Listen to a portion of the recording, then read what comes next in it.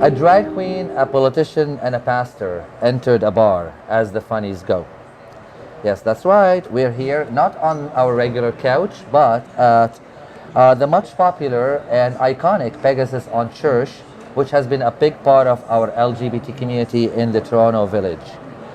We are bringing you this time a very special Pride episode with three wonderful guests. You guessed it, a drag queen, a politician, and a pastor. Usually we talk mostly about art and creative stuff and performances and community sometimes, but this time we're going to touch a little bit on politics in general. We're going to touch on spirituality in general, and we're going to touch on pride also in general. But of course, very important is we're going to get to know our guests, their likes, their passions, where they've come from, that sort of thing, and a lot more. Pride, pride, pride. How we love you and how important you have been to our community over the years. Putting any of the politics aside and some of the conversations that we've been having lately, there is no denying that pride has been hugely important in the history of our community and have engaged the wider population in wherever there's pride celebrations to come down and join us and get to know our community. And of course, it does hold a very special place in our collective heart, and a lot of great people have worked through the years to get us where we are here today, sitting at a bar, having our rights and freedoms. For me, pride has always been about this very little memory, and that memory has shaped my experiences in the community and what I try to do in media over the years. It was around the time when I was just coming out, and my mom, especially to my mom, we were still trying to adjust, and I came down to Toronto for Pride, exited Wellesley subway downtown Toronto, walked to Church Street. I see all the vendors and people laughing and smiling, people holding hands, wishing each other happy Pride. And I walked over to the booth, the table for PFLAG Canada, and they were giving free hugs. And this PFLAG mom says to me, "Do you want a hug?" And I said, "Of course, God, do I ever need a hug now?" So that to me has always been what pride is for me. It's about a warm hug. With that, I was lucky after that. My family grew accepting, and here I am, Pride 2019. So how about now we get to go ahead and meet our lovely guests. First off, we have the drag queen. Halal Bay is Canada's primo Arab North African queer performer and producer. She is a rising force in the community, a drag sensation, a prop maker with multiple talents. She uses her platform to not only celebrate queer culture, but also to critique current social constructs and issues facing our community. Hey Halal. Hi, how's Welcome. it going? Thank you for having me. What you do is not what was the old drag. What people are used to, drag means that you have to look like a woman. What do you call this drag? Well, I think this is drag in the 21st century. I think like right now, there is that idea that drag, you should be a man portraying a woman. But a lot of times what we forget is that drag is just there to blur the lines between gender and make it so that anybody can do drag, So there's bio queens who do drag, there's trans people who do drag, there's, so it's not just cis men becoming women. That's a great way to take the art forward. Into the new world. In your opinion, why does drag and the performance culture in general have such a big place in our community?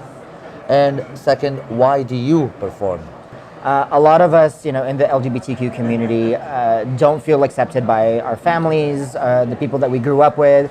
We came into society thinking that, you had to fit a certain mold, be straight, be within a binary, get married, do that whole thing. And I think that drag queens gave us a space where we were able to play around with that, that we were able to have fun with our expressions, and and that's what I love doing as a queer Muslim growing up in the Middle East.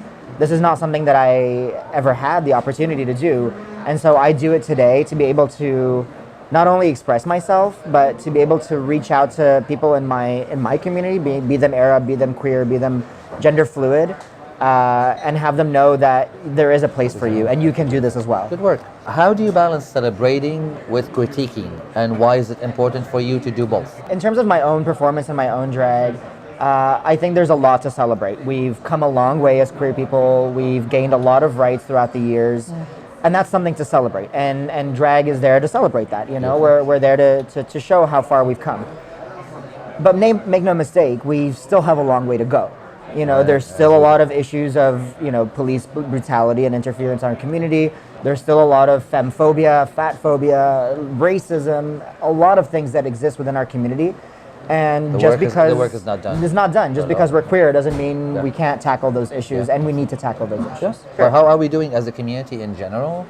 And what makes halal smile, and what makes halal sad when you see that particular thing in the community? As a community, I feel like we're a bit divided right now. And I think that that's just the state of affairs that we're in, you know, in the era of Trump, in the era of right-wing populists.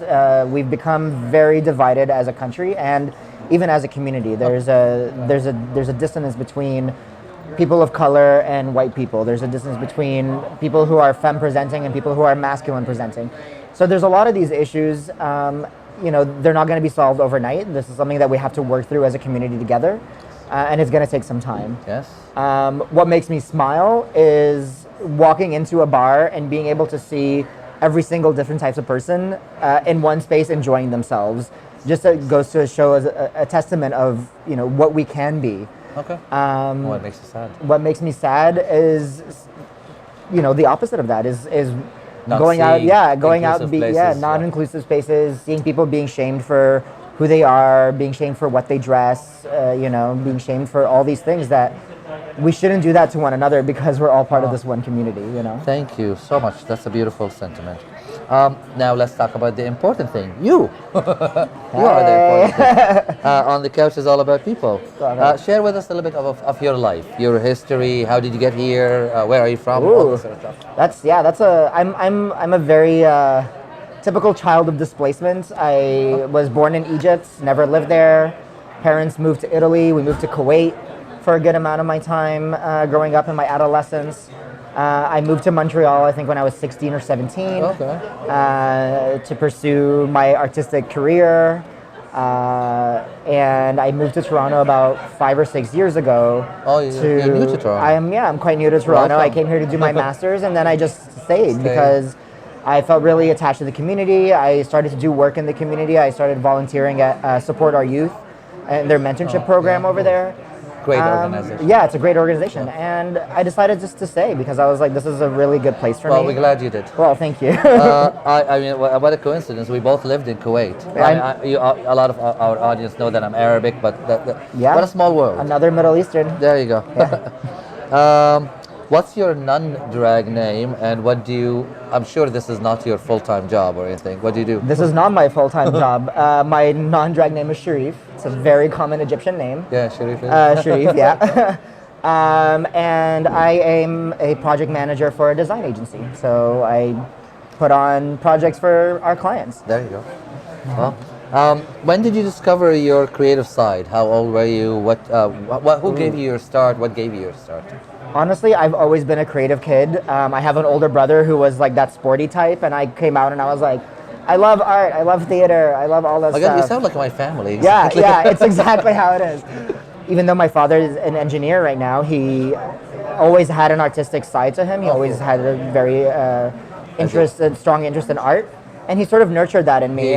He encouraged me as a young kid, and I was able to sort of take my visual art design and creativity and apply it to this. Awesome. Yeah. You are the producer and host of a monthly variety show called Living in Color that celebrates the queer people of color talent in Toronto and abroad. But tell us about it. Where does it happen? Where does it take place? All that sort of stuff. So it's a monthly show that happens every third Saturday at the Beaver. Okay. The Beaver was one of the first spots that when I moved to Toronto, I felt very accepted, very loved, really enjoyed the space. Okay. But as I started to go year after year, I found a very lacking in terms of colored performers. There's a lot of white drag queens, and I love them to bits. Don't come for me. But at the same time, I thought we need a space for us. They're lining up to attack you when you leave. Yeah, exactly. Like Scarlett's gonna be outside being like. We had Scarlett on the show. Oh yeah. All right. But yeah, no. I thought to myself, well, you know what, like. We need a space not only for black and brown drag queens, but also people who don't fit that mold. Anybody who doesn't. So I've had women do burlesque numbers. I've had comedy routines. That sounds like the old days now, back to where we were encouraging people to be different. Exactly, to be individuals and unique, because that's what's special. The abroad part. Oh, the abroad is just New York and Montreal. Okay. So yeah, we get talents from like you bring them here? I try to bring them here. Oh, beautiful. Yeah. Awesome. All right.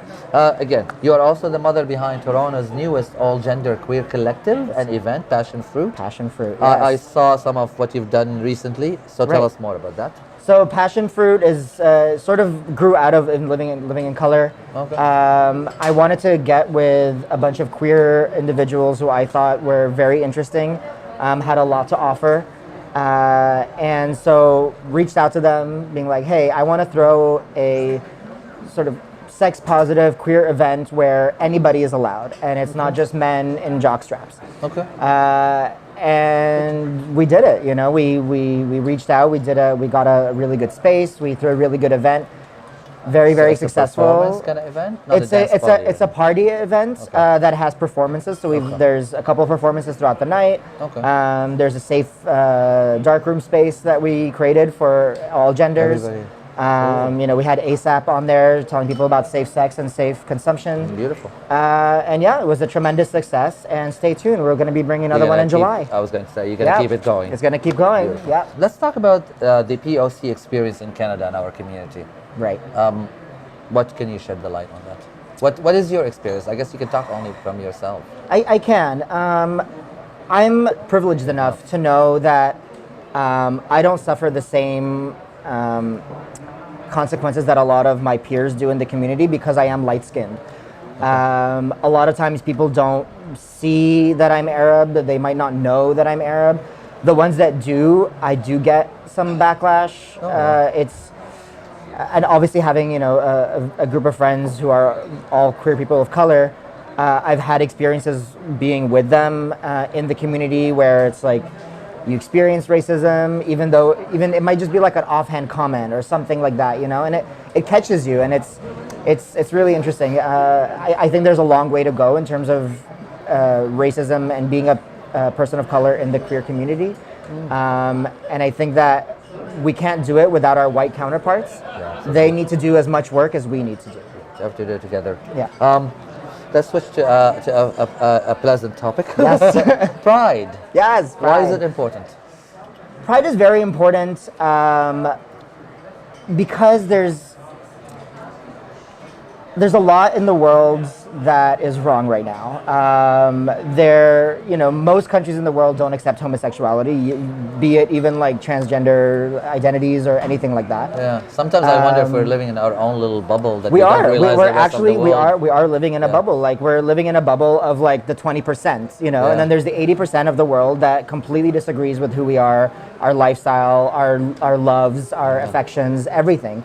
And I think that it's important to be able to celebrate, to show people around the world that there is hope and we can come this far if we just try. That's a good importance of pride. What has pride meant to you personally in the past and over the years, and maybe share a fond memory of pride? Right.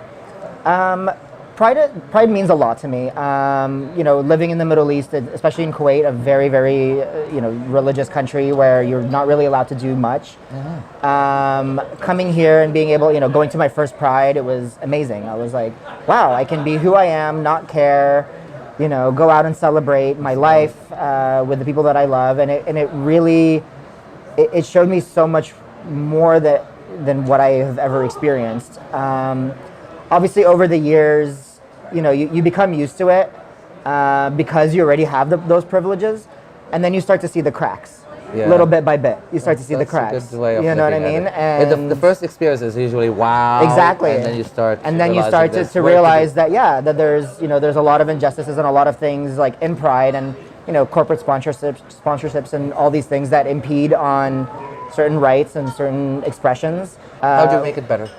Always. I guess. Yeah. To be able to go back and know the history of Pride. That's How we have to make it better, because a we can't beautiful forget point. that Pride started off as a protest, and it started off as, us against the system that was placed against us. And we're still pushing for that. There's youth homelessness, there's queer initiatives that have not gone to fruition. Just because we have marriage doesn't mean it's over. Do we want to touch on embarrassing memories of Pride? I mean, can we talk about the non-embarrassing moments, because it'll make it a lot shorter? Yeah, we all have. I mean, there's a lot of embarrassing moments of during Pride. Not gonna lie. Used to see my outfits in the old days. Ooh, you see my outfits now. I'm telling you. Catch me in Pride. From your personal experience, and I think this is going to be a hard question to answer. We'll try to. Okay. Our community, and it seems the world, are going through some shifts, as we mentioned. What do you imagine our community will be like in 10 years? I guess you can imagine it in the best possible way, and then there's the reality. How do we consolidate both sides? Yeah, that's a tough question, because you know what? Like, if you asked me 10 years ago, where do you see the world in 10 years?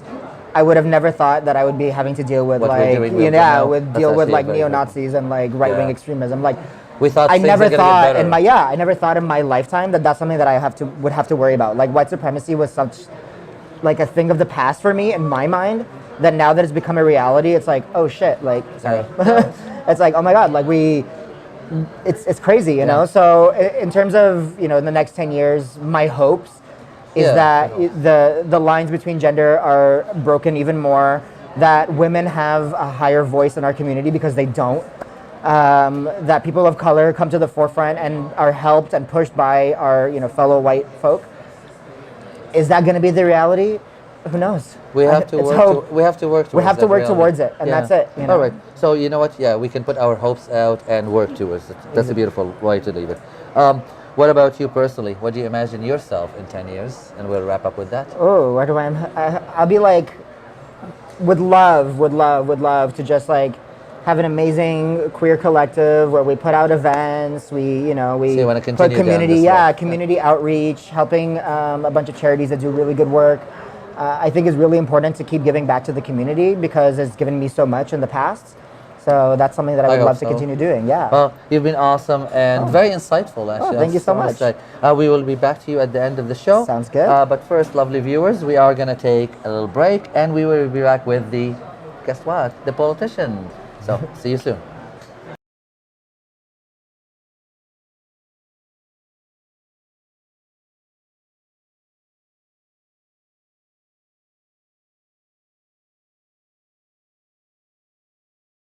And we are back with Jill Andrew.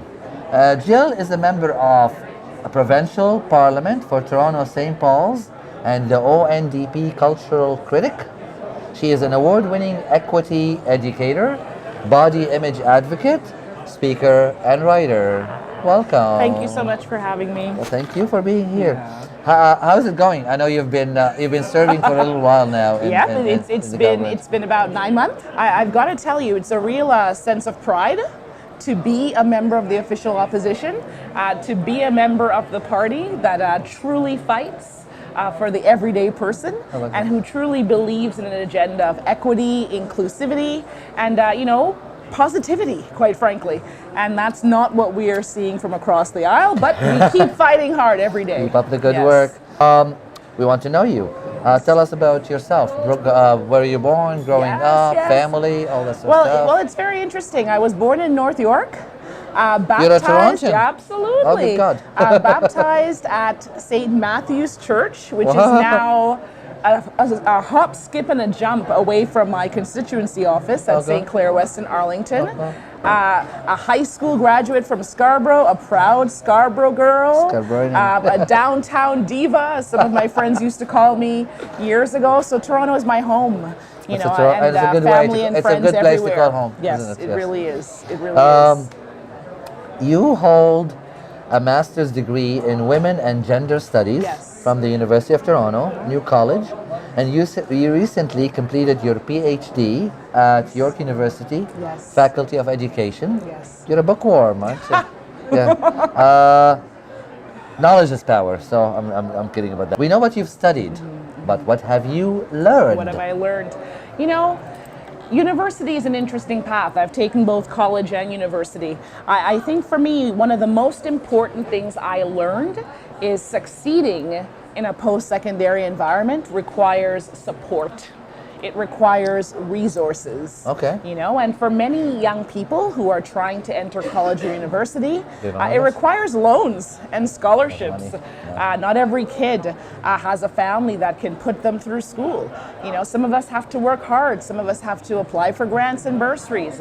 Some of us may have gotten loans that we had, 6 months or so of interest relief to pay them back. Was it worth doing all It was that? absolutely worth it. It was worth it. You know, what we need to create an environment where young people who want to do post-secondary can do that without heavy debt following them after graduation. I agree. So we have to make education affordable. Absolutely, to absolutely. And you're married? Yes, Aisha Fairclough is my life wife. I love Aisha. Yeah, she's my life wife, my partner. My love wife. I love we had a spiritual ceremony at World Pride in 2014. Oh, cool. And I just got to say to her, she's one of the best things that's happened in my life. And our relationships are hard. They take work. But I always say, don't let anyone define your relationship for you. Whether you're married, whether you're common law, whether you're partnered. I think we get stuck on labels sometimes, heteronormative labels, to be frank. And they have their importance. But it really comes down to how you define your love and your relationship. Can be a better message than that. Yeah. And you're an animal fanatic, quote unquote. What does that mean, animal fanatic? What do you do? Animal fanatic means that I love animals. I see them as generous and gentle souls, and as human beings. They're sentient beings. Well, this is it. I love cats particularly as well too. We have to look after our animals. We have to be stewards of their health and their wellness, and we have to protect our endangered species. Good. Good. An animal lover. I love that. You know what? The best people in the world are those who love animals. Yes. Let's get into a little bit of the politics. Yes. In general, why is it important to care? Why is it important to get involved if you can? And the biggest question of them all that we've heard many times over our life, why is it important to vote? Oh my goodness, that's a try question. I'm hitting you with big ones. It's important to care because our personal lives are political. The personal is political, right? Our lived experiences are defined and shaped and influenced in very specific, significant ways through politics. So the last thing you want to do is to be, sitting on the sidelines, watching, critiquing, analyzing, but not getting involved. I can't say enough how important it is to get involved. And now getting involved doesn't necessarily mean having to be an elected official, because really, in my opinion, politics starts from community. Politics is grassroots, and you get involved where you're at. We should care. Absolutely, we have to care. We should tell our leaders what we want to see. We have to care. I mean, look at our city right here that we're in, Toronto, our province. We have a housing crisis. We have a healthcare crisis. We have, elected officials who are afraid to say transphobia and homophobia in public. If you can't say the words, how are you going to support our people, queer people, trans people, gender non-conforming people? We have to show up for all people, not just a small segment. I'm assuming that's why you wanted to get into politics. I'll tell you frankly, there are two really strong reasons why I got into politics. One was my extensive career in education. I had a chance to see the kids who were flourishing and the resources they had. I also had a chance to see the kids who weren't flourishing. Many of those kids were Black kids, Indigenous kids, racialized, LGBTQ kids. And, I wanted to have a seat at the table. I also live with various health issues.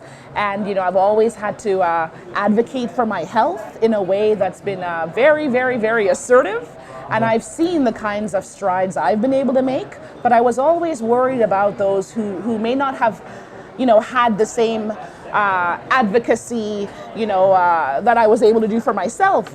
And how do they fare? Not well. So education and health really got me to the So table. you joined in to make a difference. Yep, along with local programs like Women Win TO that really encourage women and girls to get involved, to use your voice and make the world in which you wish to see.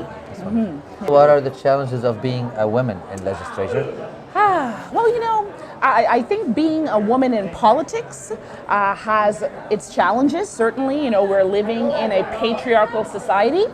We live in a world where women are not seen as the leaders we often are.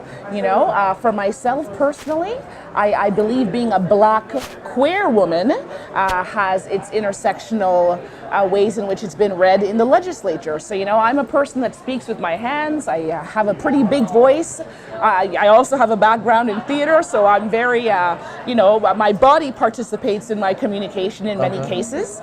And, I've had people from across the floor in government who have tone policed me or thought I was being aggressive when God. really I'm being passionate. And, I I've never thought sometimes of you as wonder, aggressive, yeah. I sometimes wonder if I was a 60-year-old white guy with white hair, would my same presence Are they be saying seen that as because aggression? you're a woman and Or queer would and it color? be assertiveness and leadership?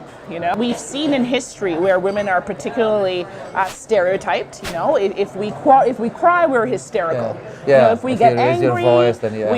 we are a bitch. So, but I think the key message here, and I say this to women and girls all the time, is that we have to be unapologetic. We need to take up space. There are no spaces that are not our spaces. I can tell you this as the first Black queer woman to sit in the Legislative Assembly of Ontario. It's people like Zanena Akonde, it's people like Sherry DeNovo, it's people like Kristen Wong-Tam who I have seen taking up space. That lets me know that it's okay to take up space, it's okay to speak my mind, and to do it with a level of integrity. That's a beautiful message to Yeah. our women and girls Yes. audiences. Thank you. How about in society? We can't pretend that there are no challenges to being POC. And I laugh not because it's funny, I laugh because it's crazy and sad. It is real. I'll It's tell real. you. I'll tell you something though. I got to be honest. The fact that we are living in a time right now where people can use the term anti-Black racism or can call out white supremacy. And we're not talking about racialized people alone. We're talking about our white allies who are calling out anti-Black racism. They're calling out anti-Semitism. They're calling out, white supremacy. This is a good step because if you don't know what to call it, we can address it, right? But certainly, all the progress that we have made over the years, we still have a long way to go. We need to ensure that our young people who identify as queer, as trans, as gender nonconforming are learning in schools that are safe. We have to ensure that they have educators who look like them, who have similar experiences. We need to ensure that they have curriculum that's from this century, not last century.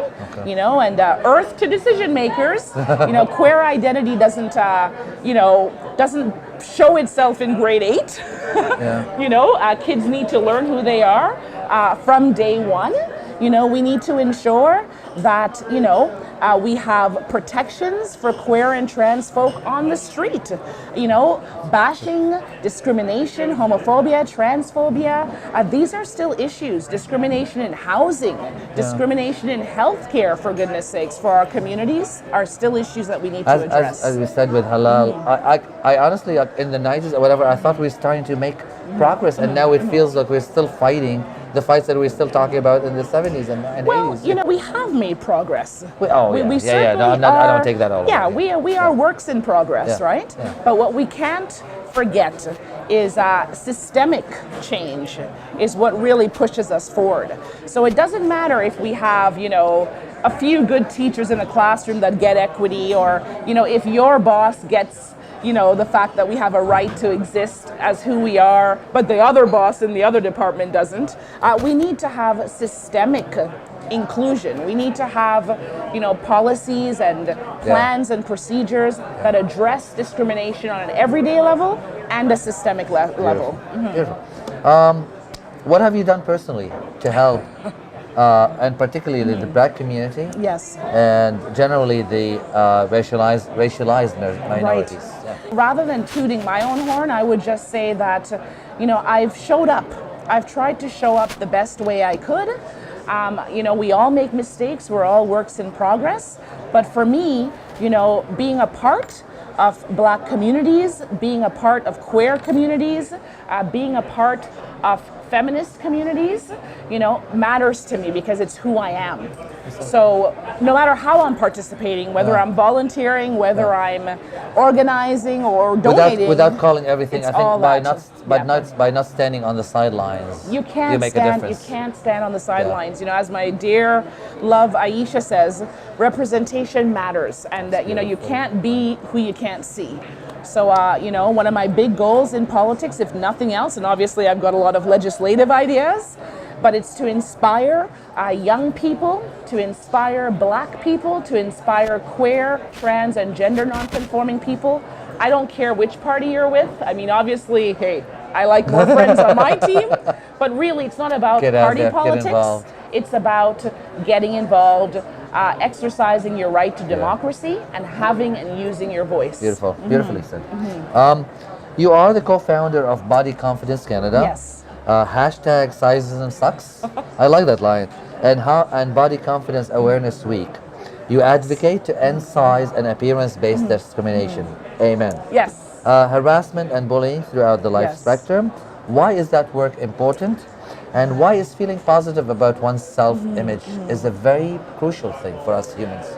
It's very crucial because, we live in a society where people are judged based on how they look, whether it's their weight, whether it's their gender expression, whether it's the skin tone or color of their skin. We have to ensure that people are able to walk into a job confidently and interview confidently, that they're able to acquire housing without being discriminated based on how they look. So really, Body Confidence Canada is an opportunity to celebrate and acknowledge people across Canada who are doing good work in the areas of body justice and body equity. Because at the end of the day, we have our bodies. This is what we have. This is our temple, and we have a right to change that temple.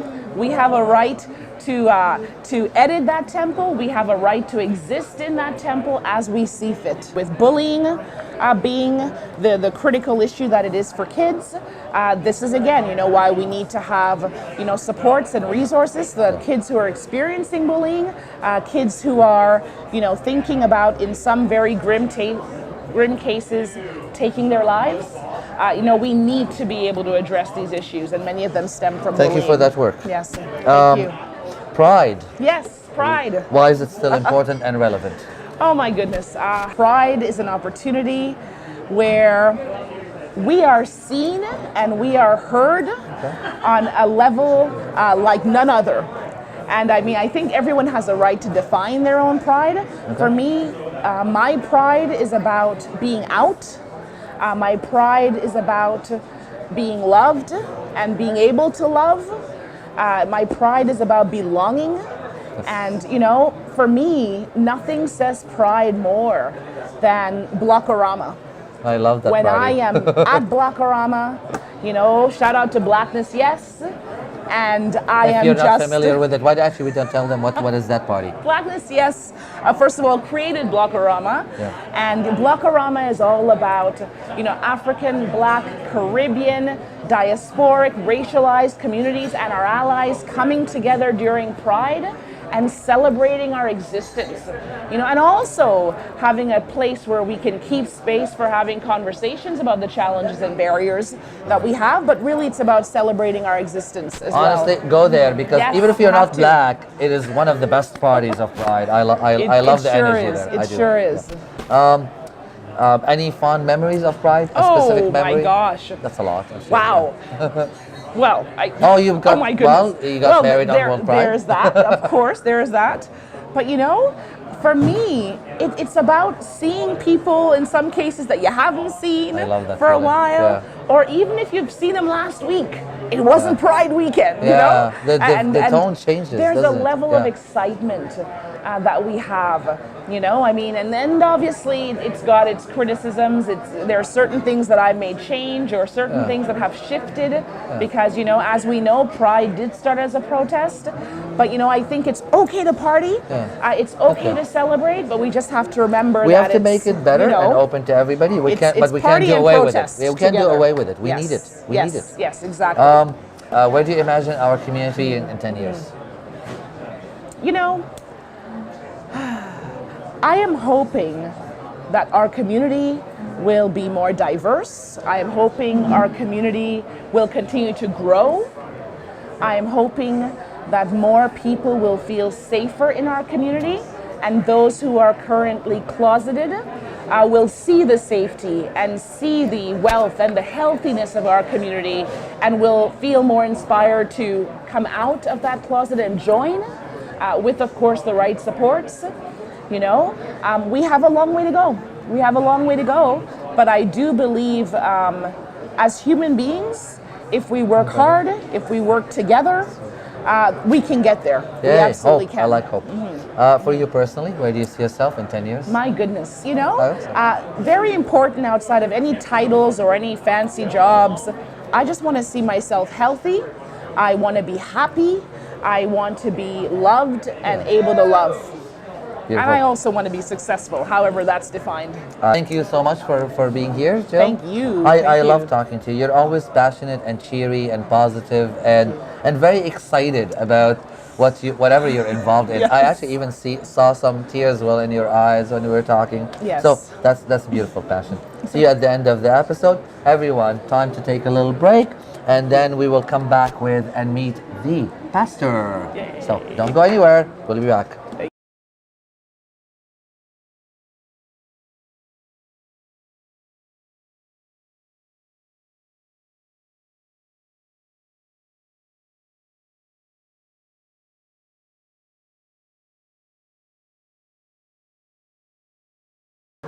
And we are back with Reverend Jeff Rock, who was born and raised in Northern Ontario, educated in Quebec, and found his first job as a minister in Alberta. With degrees in microbiology and immunology, experience as a hospital chaplain, and as a church clergy, he is passionate about the intersections of science and religion, the sacred and the secular, and now he is serving as senior pastor of the Metropolitan Community Church of Toronto. Welcome. Thanks for having me. Thank you. Do I call you Jeff or do I call you Reverend? Call me Jeff. The word reverend means to be revered and respected, and realistically, very few people respect me. So, if my mom hears me call you Jeff, she will smack me. So, whenever people ask, "What do you call me?" I say, "You can call me Jeff or Jeffrey," but my mom calls me Jeffy. So, Jeffy. You were raised in Northern Ontario. Where in Northern Ontario first? so I was born and raised in Sudbury, Ontario, and my Sudbury. family hails from Manitoulin Island. Oh, cool. All right. Tell us about growing up in a small town, country, and life, and who was Jeff, little kid Jeff? Well, so people often ask me, you know, when I came out of the closet or when I came out, and my answer is of the womb, because when I was young, it was pretty obvious that I was flamboyant and fabulous. And so when I came out at 14, people said, "Oh, I'm glad you finally realized." People know before we know, don't they? Often they do, but. You know, I was blessed. Sudbury is sometimes seen as a bit of a, blue-collar town, but I went to a performing arts high school that was open and accepting and affirming, and it was able to come out at the age of 14 relatively with ease and without experiencing much homophobia. Okay, so you did not have bad experiences? Well, I often think of myself as that first generation of people that my elders fought for, and that the reason I'm able to be the person I am today is because other people fought for my rights. So I can proudly say that now at the age of 35, I've been lucky in that I haven't experienced a whole lot of homophobia. I get to stand on the shoulders of giants, and I'm partially living into that promise of creating a more inclusive and a better society for everybody. I'm glad that's your story. What inspires you in the world, Reverend? And what makes you sad? I think the thing that inspires me most is when people advocate for one another. I think of one of my closest new friends here in Toronto as a person who lives with a disability and has made it his life work to advocate for Indigenous issues. And when I see the Indigenous community talking about two-spirit identities and advocating for LGBTQ people, and when I see people in the LGBTQ community having difficult conversations about race and belonging within our city of Toronto, that's truly what inspires me, is when we work together across the lines of difference and really create solidarity. That's beautiful. You have a unique view on being Canadian. What is it to be Canadian? What do you think is Canadian? Well, having grown up in Ontario, educated in Quebec, having lived in Alberta, I've witnessed that our country from coast to coast to coast is filled with diversity. And even if you look at the very foundational narrative of the country of Canada, which was officially founded in 1867, but realistically Indigenous people had lived here for thousands of years longer, we were really an amalgam of English speakers and French speakers and Indigenous people from the far west to the far east. And to me, what it is to be Canadian is to respect and honor each other's differences. Each province in this country has a unique perspective, and sometimes those perspectives don't always agree and don't always get along, but we celebrate each other and we come together, and we identify as Canadians as this place of inclusion and belonging, as a country that welcomes refugees, that celebrates LGBTQ lives and diversity. And sure, we are by no means perfect. We have a long way to go on the road towards inclusion, but I think we also need to take a moment and celebrate how far we've come. I really believe in Canada as a spirit, yes. You dabbled in politics. I don't know why, but no, hold on. We have a politician here, so I was just talking. What did you do? What was your political experience? I was a federal candidate in the last federal election in 2015. Oh, cool. Didn't win the election, obviously, and was in a riding where it would be difficult for me to win with the party. So if you won the election, you wouldn't be here sitting today as Reverend? That is true. Oh my God. But I really believe in democracy, and I really believe in people standing up and running, and I think every single person should be a politician at some point in time in their life, and I think everyone should play with gender at some point in time in their life. So I've been known to don high heels a time or two. I'm wearing my pink today with pride, and it being Pride Month as well. But to me, as a religious leader, I firmly believe religion does not belong in politics. But I do believe politics belongs in religion.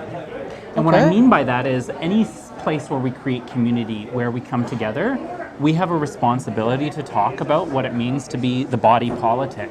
And we have a responsibility to discuss justice and meaning and value and purpose. And so, I took a leave of absence from my work as a minister at the time to run. But no, I really think we need to continue to have these sometimes difficult conversations and be willing to talk about the things and who we want to be as a society. So it was the greatest experience of my life, really. So you enjoyed it? I absolutely loved it. Cool. Yeah. I was joking with someone on my team last week that in this day and age of social media, pastors are becoming rock stars. Does the new technology make it accessible to reach more people? I know you're very active on social media, so does it help you? Well, I think part of my goal in life, what I do for a living, what my identity is my job isn't to tell people what to believe or to convert people to a certain belief system. My job is to create a community where people can explore themselves and explore each other and learn and grow and make a better world. So I always see my job isn't to save souls, but rather to make sure that a kid who's living in Markham knows that there's a community where they belong and they are unconditionally loved. To connect them to their own sense of spirituality, whatever that might be. And I think from a religious perspective, the whole meaning and purpose of life is to accept yourself for who you were created to be, wholly and totally exactly the way you are.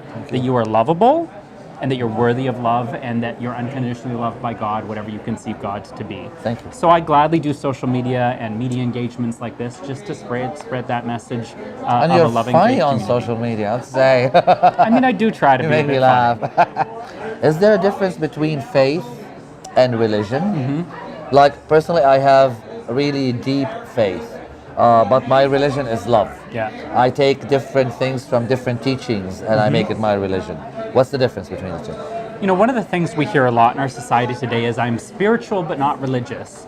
And some people reject that kind of a line of thinking. Personally, I embrace it. I consider myself a follower of Jesus, and Jesus was an open critique of religion. Jesus very openly critiqued the religion of his day. He just kind of accidentally founded the world's largest religion.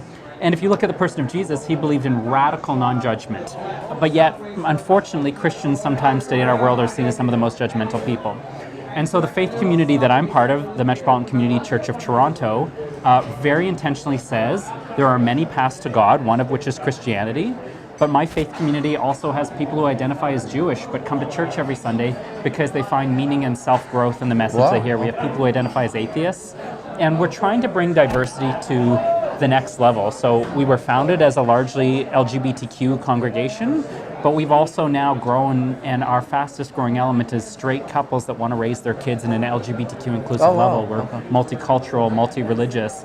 And I think that's who we're becoming as a people, whether you look at us in Toronto as the most diversity in the world, or as Canada, which is this country which is founded on that principle of diversity and inclusion. And who we are becoming as a global people. The world is shrinking. We are a global village. And we can no longer continue to be in these silos. We have to interact and grow together and learn to love and respect each other. Even if we don't understand each other, to truly learn to love and respect each other. So that, to me, is what it is to be spiritual. To be religious is to be closed-minded and to bring yourself into a silo. To be spiritual is to connect with each other and see the wisdom in the stranger. And that's what I lean towards. When MCCT says that it's a non-denominational church, is that what it means? That everybody's welcome? Is that what you mean? Absolutely. We were started here in Toronto 45 years ago. Our denomination, MCC, started in Los Angeles 50 years ago. And it started when gay and lesbian people couldn't go to church anywhere. So the first few worship services they held in Los Angeles, they had to have people watching the door worried about police raids. Wow. Just so that they could practice their faith. So the congregation I represent has people who come from Roman Catholic backgrounds, as I mentioned, Jewish backgrounds. We have evangelical folk. We have people who identify as atheists, who are spiritual but not religious. So when we say everybody is welcome, we truly mean everybody is welcome. And we seek to really, of course, we talk about Jesus. We use scripture every week. But we also talk about Indigenous issues and Indigenous spirituality and the connections between that and Christianity, and are really seeking to talk about ability and disability and racialization and trans issues, and really think of ourselves as a spiritual movement based on diversity. Good work. Metropolitan Community Church has played a prominent place in our community. Personally, I feel that it played a leadership and activism role as well. Am I right in that? Absolutely, especially during the same-gender marriage fight. That was MCC Toronto was really known for doing same-gender marriages and taking them to the Supreme Court when they were rejected by the provincial government. And part of that notion of working towards diversity means sometimes having really tough conversations. Those in our city of Toronto know the conversations around Black Lives Matter and Pride have been really difficult. And we're not afraid to wade into those difficult conversations and see ourselves as a bridge builder, because we are a congregation that has many racialized people, and people of different racial identities, religious identities, and sexual and gender orientation identities. And those conversations that are really difficult to have are happening in our city of Toronto, I think, and we should be proud that those difficult conversations are happening, because we couldn't have these conversations about inclusion in other places. We should be proud in Toronto that we can talk about police and pride, we can talk about Black Lives Matter, we can talk about the LGBTQ movement. And I know it's not always pleasant, and I know that there's been a lot of divisiveness in the LGBTQ community, but I think it's so important that we be willing to have those tough conversations and work together and grow from each other and admit when we're wrong and call each other out when we're wrong. It can't all be comfortable. I mean, it isn't. It isn't. Things that move you forward are not comfortable. And we have this tendency to be nostalgic and think the LGBTQ movement has been pleasant, but it hasn't. It was only 30, 40 years ago that the LGBT community was being actively beat up by police. And for those of us like myself who are cisgendered, white, and yes, a gay man, but I can walk into the halls of power or be involved in Bay Street and like I mentioned earlier, I've never really experienced much homophobia in my life. And so it's my duty with my power and privilege that I have arrived to now make sure my racialized brothers and sisters, my trans brothers and sisters, and gender non-conforming people have those same privileges that have been afforded to me. It's my responsibility to make sure that we all come together in this and that we are all together. And yes, sometimes that means being called out for my own power and privilege, and that's not a pleasant experience, but it's the commitment to say, okay, I'm sorry, please forgive me, how can I do better, how can we learn and grow from each other? One very big thing that MCC does is the Pride concert. I always saw it as more of something that was a bright spot in Pride Day. Is it still an important aspect of your yearly calendar, I guess? Well, we've done Church on Church for many, many years. We've been blessed that Pride Toronto has often lent us a stage. Unfortunately, for the last 2 years, we've been rained out. So we just today announced that we are going indoors. We'll be at the Ryerson Theatre for our Church on Church service. Oh, cool. Don't worry, there's 1,237 seats, so there'll be room for everybody, and we welcome politicians, people of all faith backgrounds to come together. It's in part a concert. It's in part a message of inclusion. It's not a church service. It's not a church service per se. It's going to be honoring 50 years since the Stonewall riots, but also looking forward to ensuring that there's human rights for everybody. So acknowledging how far we've come, but also how far we have yet to go. And there'll be music, there'll be celebration, and just really committing to doing better and being better as a diverse city in a diverse country in a diverse world. I look forward to it. What do you think about Pride brings us together for that one day of the year, or a 1 week or 1 month? You know, I'm a real believer that Pride has happened. I think we need to have Indigenous Pride, Black Pride, Muslim Pride, Christian Pride, Faith in Pride, Trans Pride, the Dyke March, and we need to each honor all of our identity pieces, and no matter who we are, no matter where we come from, the fact that we belong and we matter. It is no coincidence that the pride symbol is the rainbow flag, with the idea that all colors, all identities, everyone, no matter who you are, where you come from, you belong, you matter, and the Pride movement is nowhere near being done. I really think we've just begun, and those difficult conversations we're having are a sign that we still have more work to do. So this year we're celebrating 50 years since the launch of the Pride movement with the Stonewall Inn riots, but also we're acknowledging that we've got a whole lot more work to do together as a community. I love that word, belong. You know what? I've always imagined how terrible it is to feel that you don't belong as part of something. So, and you know, there's still so many of us who I don't want that feeling for anybody. Don't know the feeling of belonging, or perhaps feel we need to hide a certain part of our identity piece, whether it's our race, our religion, try to appear something like we aren't. We talked a little bit about shadeism earlier in the episode, and we try to come across as something different, and that's because all of us, no matter who we are or where we come from, we just want to be loved.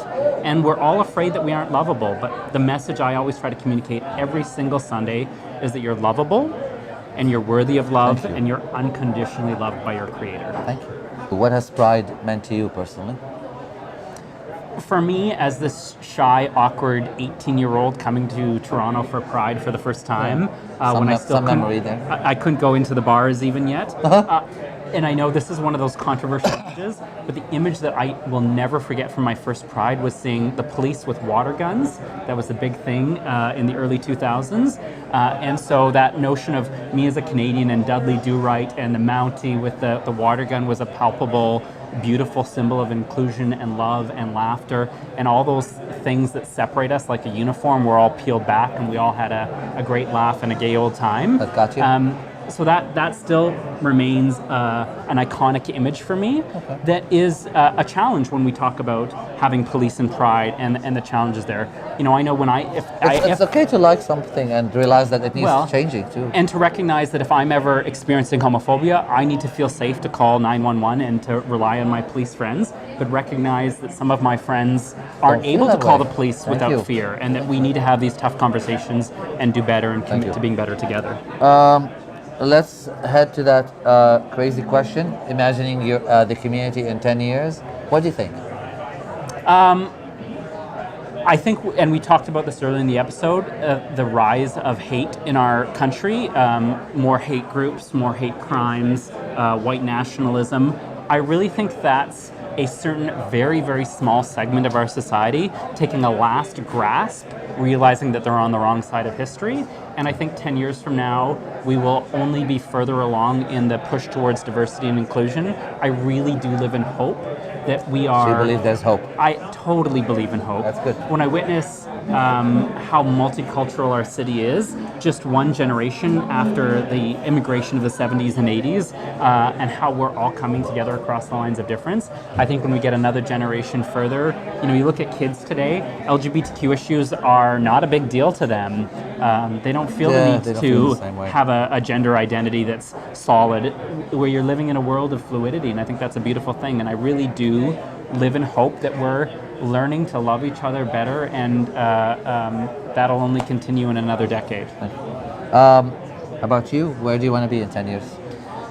In 10 years, I want to be as energetic and healthy and happy as I am today.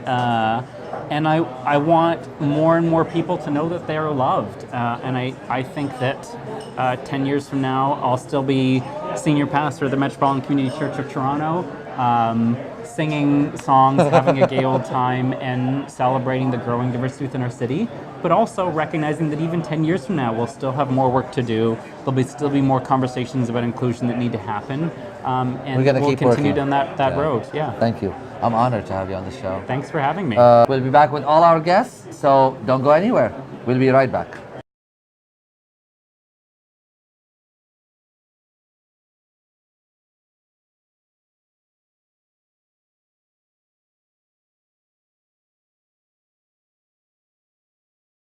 All right, we are back with everybody now. So, for those who watch the show regularly, you know the deal. It's time for quick questions. So just answer the first thing that comes to mind. Same question for each of you. Your favorite color? Black. Pink. Your favorite season of the year, Halal? Fall. Oh, I would say autumn, but also fall. Fall is fine. A song that makes you get up and boogie? Ooh, honestly, anything by Cher. Yeah! All right. I'm Coming Out by Diana Ross. I love it. I have to say, I'm a Kelly Rowland fan. So anything Kelly Rowland. You're home after a nice night out. You want to curl up on the couch and chill for a bit. What movie would you throw on, or what TV show? Probably throw on something like comedic and easy, maybe Bridesmaids. Love that movie. Oh, I love that movie. Yeah. Yes. Oh, you're going to be surprised. Criminal Minds? Wow. You're heavy, girl. Things got serious real quick. She's got serious stuff. My favorite movie of all time is The Land Before Time, the Oh, good. cartoon with the dinosaurs. Yeah, that's a comfy movie. It brings me back. All right. Well, you're taking me out to dinner. What cuisine would you choose to take me out to? Italian. Oh my goodness. I like Italian. Same thing. Italian? Italian. I would say Vietnamese food because it's more affordable than many other options. Tasty, delicious, fresh, and filling. You are entertaining some friends at home. What would you cook for them? Ooh. Halal. Definitely always start off with a charcuterie board and then move into like, I don't know, maybe like an eggplant parmesan or something. Nice. I worked in an When are Italian we coming restaurant over? before, that's why I know how to make that After stuff. this, yeah. Jill. Oh my gosh, what would I make? Ooh. I do great chicken wings. Ooh. I do a great baked chicken. I don't do a lot of cooking. I do good lasagna. They would have an array. That's a lot of all good good dishes. My favorite thing to cook is Thai food. You can actually make Thai food at home? Me and my mom did a trip to Thailand, Laos, Cambodia, and Vietnam, and we took cooking classes. In Oh, every wow, country we went cool. to. So I would do a lemongrass chicken and a green papaya salad. Oh my god, that's actually lovely. Your favorite vacation spot? Hello. South Korea. Oh, nice. Yeah. Jill. Goodness. A dream vacation would be to travel the continent of Africa. Oh, Nice. cool. I like. Yeah. Jeff. My ultimate dream vacation is going back to where my roots are, to Manitoulin Island. Manitoulin the most beautiful place on the planet. Last words, and you can speak to the camera, each of you, to the community, and last words to our viewers at home. Be safe, treat each other with respect, and lift each other up, because that's the only way we're going to get forward. Great message. Jill. Oh man. Remember that you always have a voice, even when you think you may not have one or it may not be heard. Someone out there sees you. I love And that. just keep remembering that you're worthy of being seen and you have a message and it's worth being told. Thank you, Jill. Perfect. I'll echo the words I said earlier. You're lovable, and you're worthy of being loved, and you're unconditionally loved by your Creator, whatever you conceive that to be. Thank you. Thank you, all of you, for being here. You are all doing great work, making a difference, and I'm happy to know you in this community and in this lifetime. What I'm loving about this episode is that it shows us that we all come from different places with different ideas and on different paths, but we all have something in common, our humanity. We are all trying to live our best life. Who am I to preach? I will leave it to Reverend Jeff. But isn't this the beautiful diversity is what makes pride and what makes our world? It's truly a magical thing. The rich mosaic of differences is something that we need to embrace, celebrate, and encourage more of. With that, I hope you all love and give each other a lot of hugs and happy Pride. Enjoy the season, and thank you for being here watching on the couch. Thank you. Thank you.